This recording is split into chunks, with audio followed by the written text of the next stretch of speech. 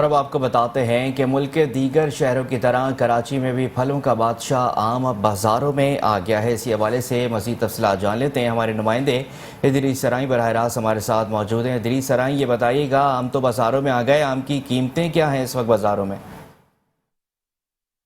जी, मैं इस वक्त शहर की एक फ्रूट मार्केट में मौजूद हूँ और मैं आपको बताऊं कि इस वक्त कैमरामैन दिखाएंगे हमारे पीछे जो इस वक्त आमों का एक बहुत खूबसूरत ठेला लगा हुआ है, जिन्होंने बड़े खूबसूरत तरीके से जो है वो आमों की मुख्तलिफ इकसाम को मुख्तलिफ जगहों पे जो है वो सजावट के तौर पे लगाया हुआ है।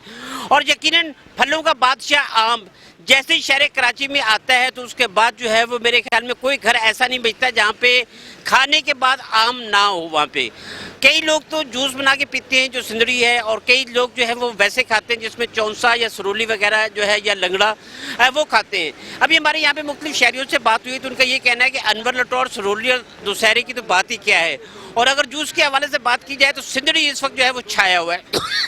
शहर के जो मुख्तलिफ जो चुरंगियों चौराहों पे जो ठेले लगे हुए रेट के हवाले से देखें तो कम से कम जो रेट हमें यहाँ पे मिल रहा है वो 200 रुपये किलो है, और ज़्यादा से ज़्यादा जो हम यहाँ पे रेट देख रहे हैं वो 3 से 350 रुपये किलो है।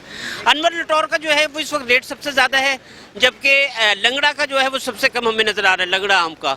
तो इस वक्त तकरीबन 7 से 8 किस्म के जो आम है वो मुख्तलिफ जो ठेले पतारों के जो है वहाँ पर मौजूद हैं।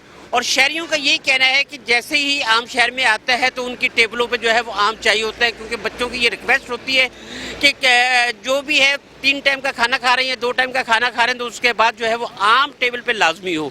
तो यकीनन जो लोग यहाँ पे आम की खरीदारी के लिए आ रहे हैं तो वो बच्चों की रिक्वेस्ट पे ज़्यादा आ रहे हैं। और तिब्बी माहिरीन का ये कहना है कि किसी भी चीज़ की जो इजाफा है, यानी कि ज़्यादा खाने से नुकसान आता है, तो ख़ास तौर पर जो है वो खाते वक्त थोड़ा सा ख्याल रखें कि जो एक्स्ट्रा लोग खा लेते हैं तो उसके बाद जो है वो उनको कहीं कड़वी दवाइयाँ ना खानी पड़े, तो इस चीज़ पे थोड़ा सा एहतियात करना भी ज़रूरी है।